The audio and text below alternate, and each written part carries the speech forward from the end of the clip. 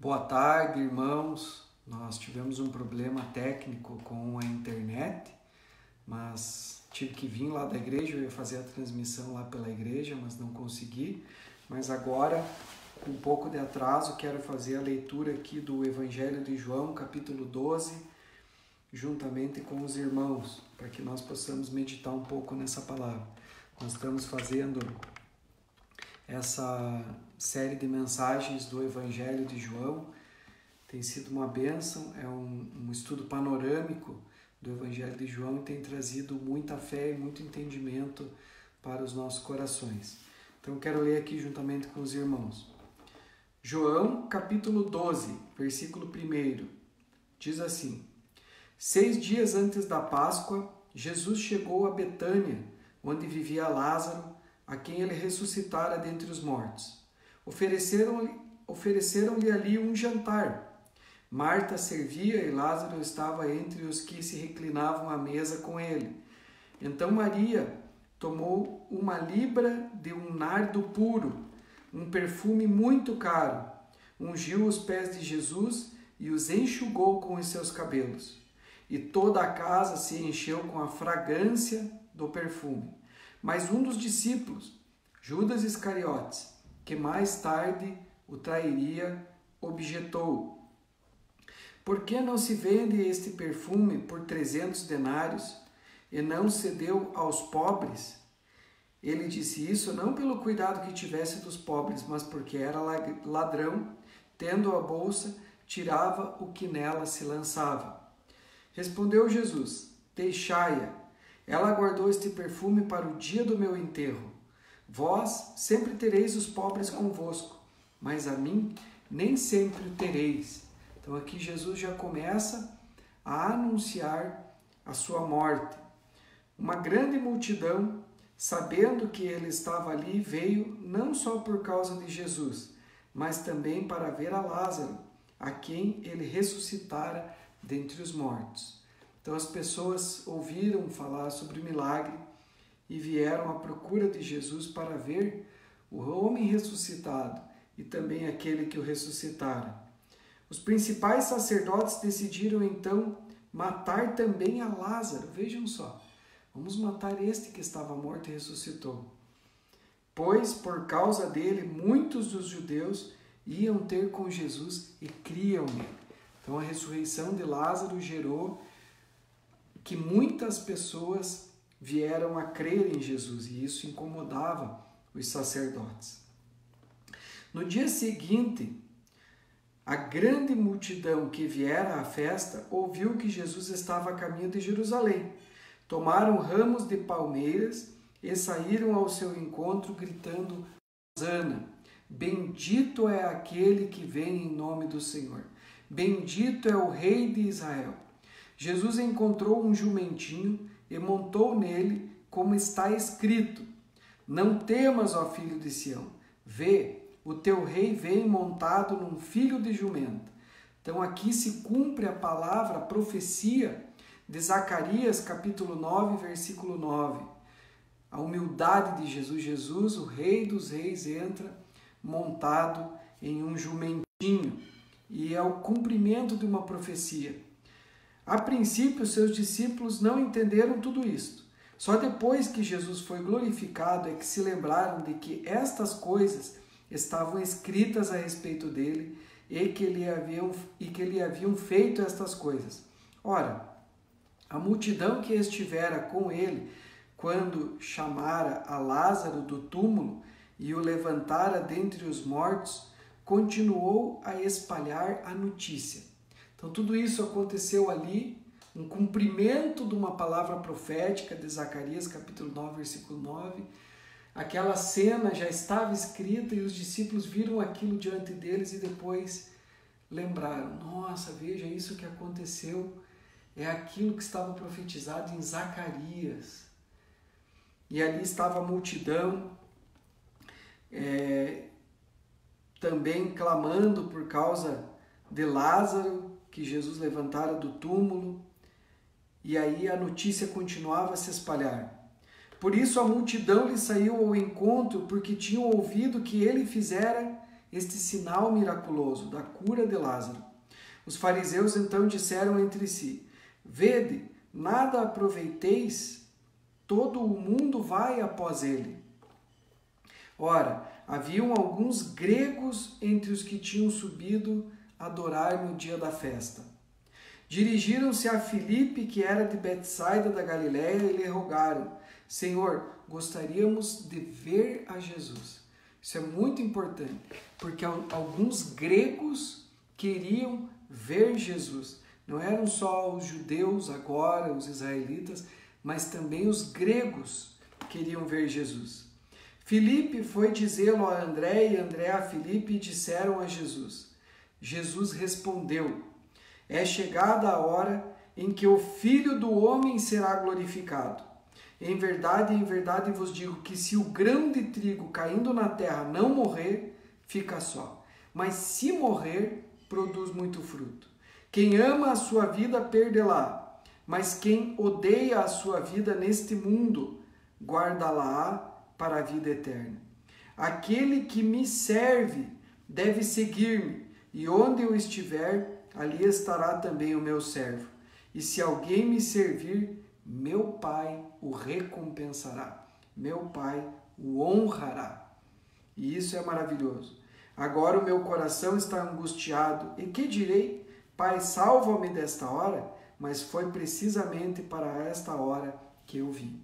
Então estas palavras, elas servem para Jesus, mas elas também servem para nós. Também temos uma cruz. A Bíblia diz que nós devemos tomar a nossa cruz e segui-lo.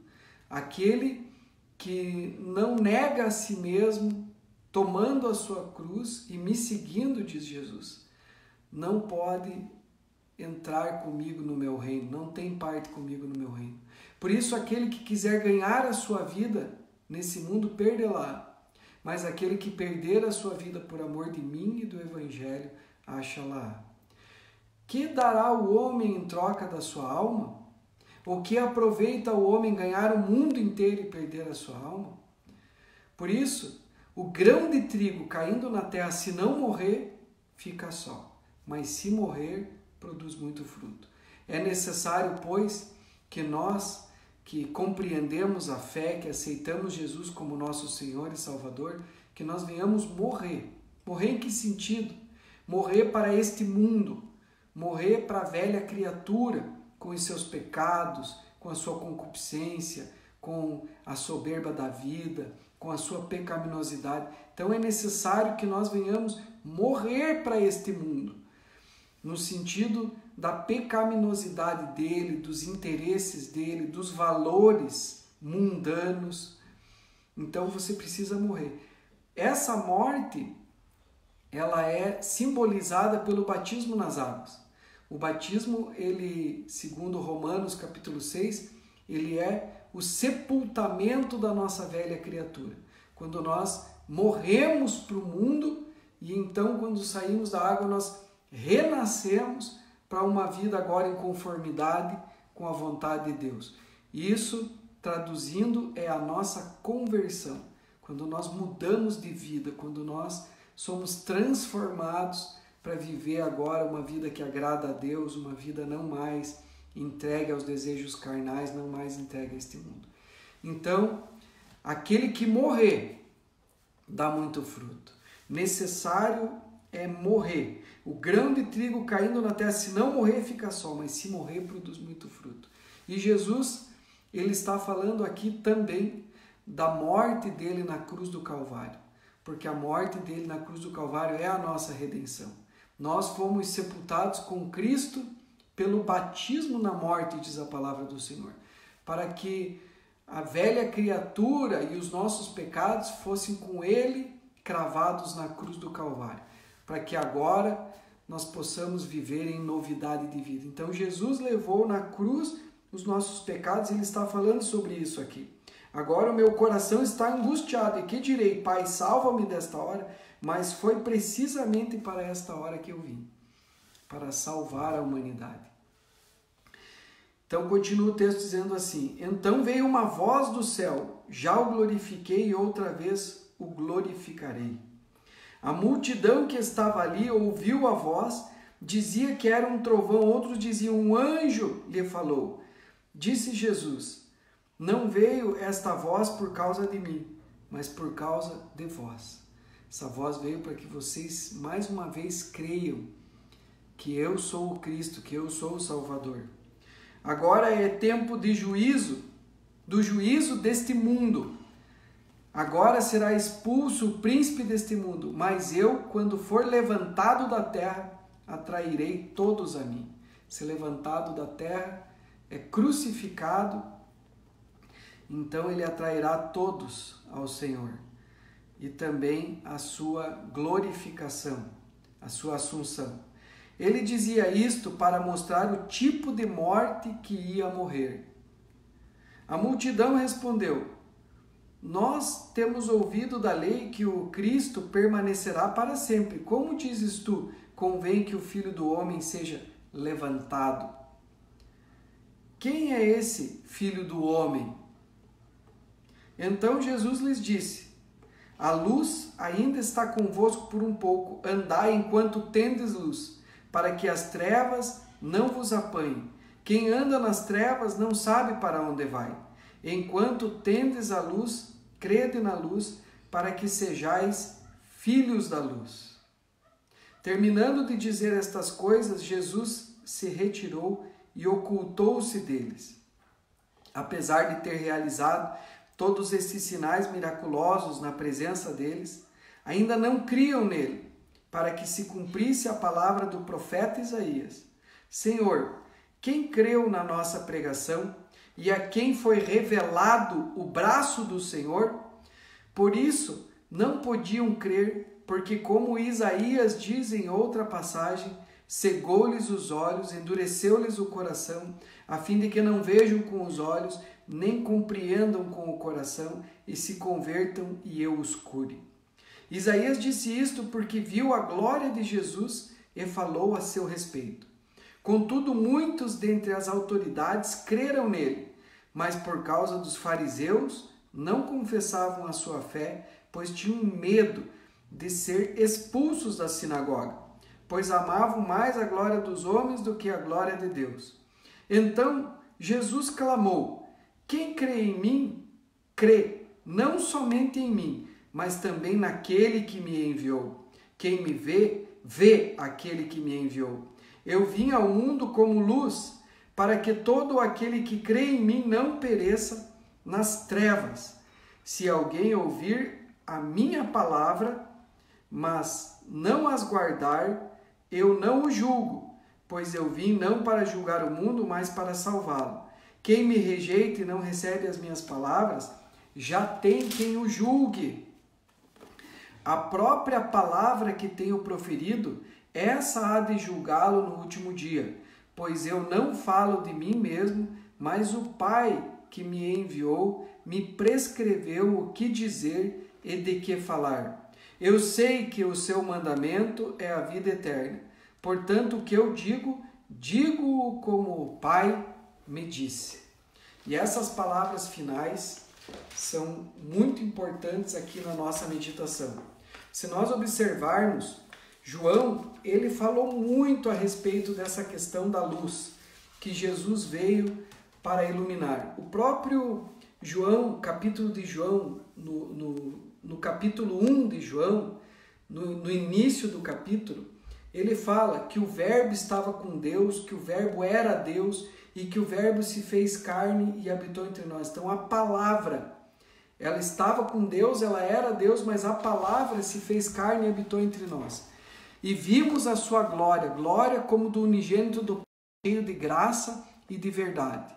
Nele estava a vida, e a vida era a luz dos homens. A luz resplandece nas trevas, e as trevas não prevaleceram contra ele.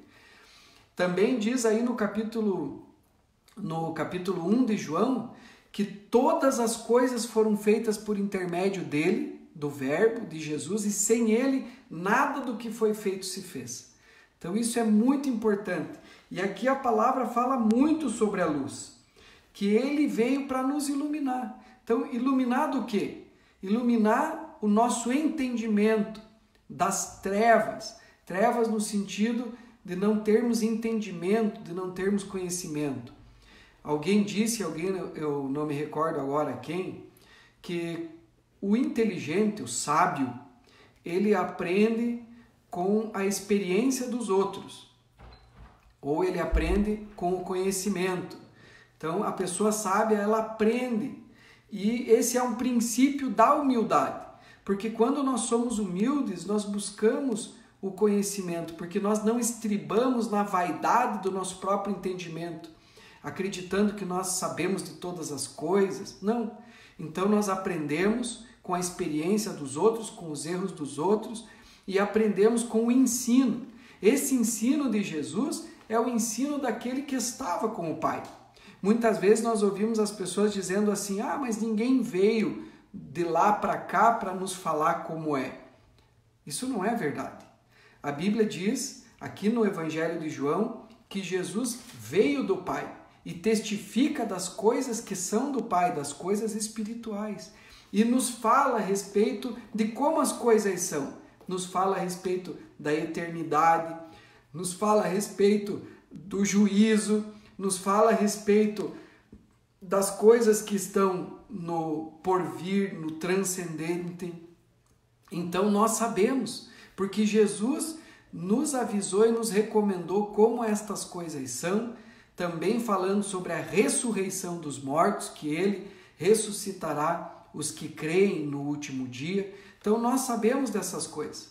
E os sábios aprendem com o testemunho, aprendem com a experiência dos outros. O medíocre aprende com a sua própria experiência. Ele tem que bater a cabeça para aprender. E o tolo não aprende nunca. Ele continua em trevas. Então, é esse tipo de iluminação que João tanto fala no Evangelho, que várias vezes João, aqui na sua narrativa, vem falando a respeito disso no Evangelho, que Jesus é a luz do mundo. Lá em João capítulo 9, quando nós temos a cura do cego de nascença, esse fato de não conseguirmos ver, de não conseguirmos enxergar, é o que nos impossibilita de a luz entrar pelos nossos olhos e nós conseguirmos enxergar. Então Jesus, quando cura o cego de nascença, ele fala isso também. Ele fala que nós devemos trabalhar enquanto é dia, porque a noite vem quando ninguém mais pode fazer nada. Então, enquanto é dia, enquanto estou no mundo, enquanto é dia, enquanto a luz está com vocês, trabalhem, façam as coisas.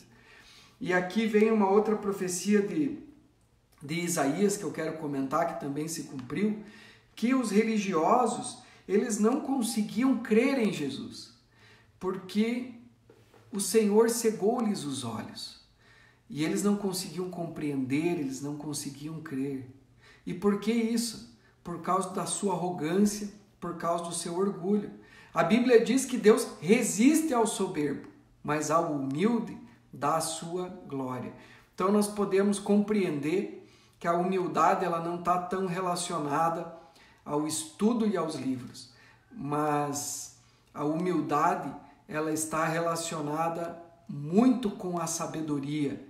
E a humildade leva a pessoa, mesmo aquela que não tem estudo e livros, a ser uma pessoa sábia, porque ela busca aprender, ela abre os seus ouvidos, ela abre o seu entendimento, e ela não se considera um ser completo. Ela entende, não, eu preciso entender, eu preciso aprender. E ela aprende com a mais simples criança que vem lhe falar, ela consegue aprender porque ela tem um coração ensinável. Por isso que a humildade, ela produz muita sabedoria. E assim, os sacerdotes, os mestres, entendidos intelectuais, não conseguiam compreender, não conseguiam crer em Jesus e permaneciam nessa cegueira espiritual.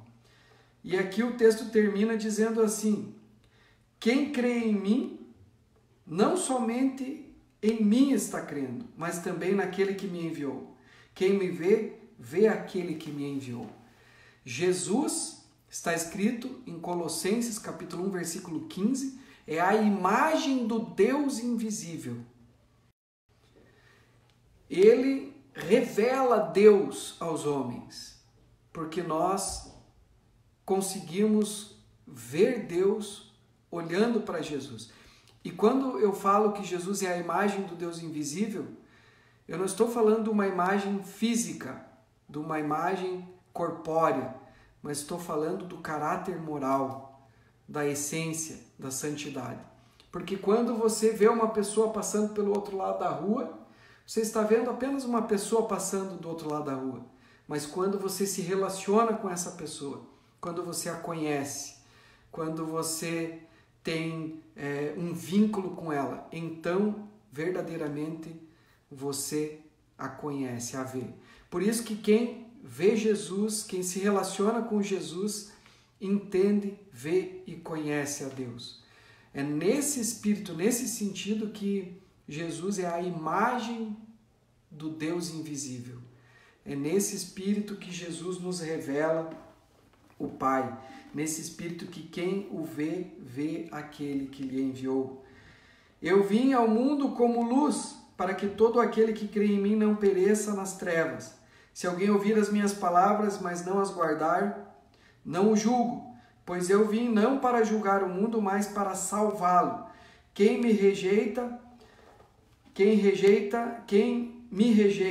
e não recebe as minhas palavras, já tem quem o julgue. A própria palavra que tenho proferido, essa há de julgá-lo no último dia. Então aqui Jesus novamente reafirma o que está escrito lá em João 3, no capítulo 16 em diante, que ele diz que a luz veio ao mundo. A condenação é essa, que a luz veio ao mundo. Então ele não veio para condenar o mundo, mas veio para salvar o mundo, está escrito lá. Mas a condenação é essa, que a luz veio ao mundo. Mas os homens amaram mais as trevas do que a luz, porque as suas obras eram más. Então, Jesus, ele é o princípio criador e sustentador do universo. Colossenses diz, capítulo 1, do versículo 16 em diante, que nele foram criadas todas as coisas e tudo subsiste por meio dele. Então, ele é o que sustenta a palavra. Tudo foi criado pela palavra. O universo é sustentado pela palavra de Deus. Então, Jesus é o que sustenta a vida. E nós precisamos estar em Cristo, para que tenhamos vida e vida em abundância.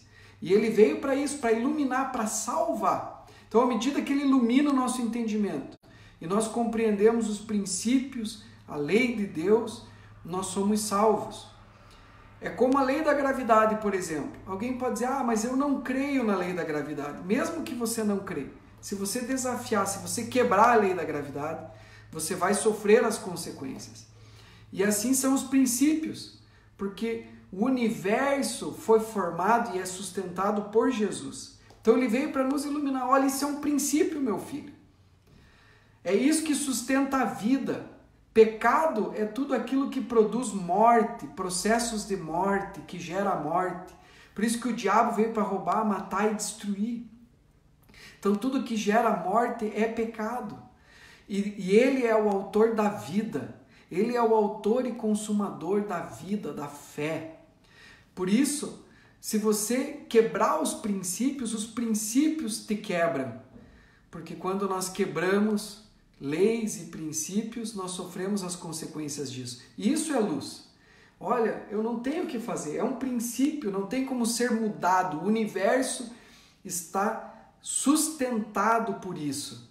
Se isso cair, é caos. Mas se isso permanecer, é ordem, é vida. Então, escolha a vida para que você viva.